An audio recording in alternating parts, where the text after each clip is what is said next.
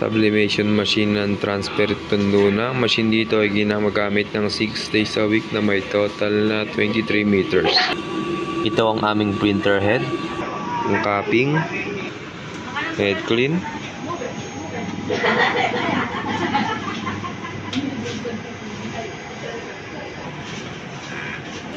punas wiper after head clean,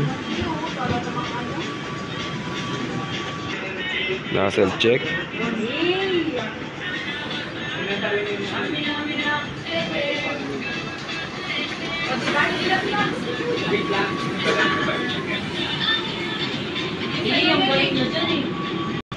ink system level ay tama lang, waste tank ay nalinis kahapon, at ito naman ang ABR.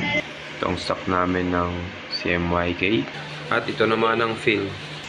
Kulang lang ako ngayon sa isang yellow, mag-SR na lang ho.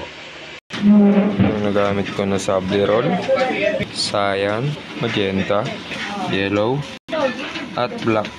Ito naman ang daily output at daily checklist. Salamat.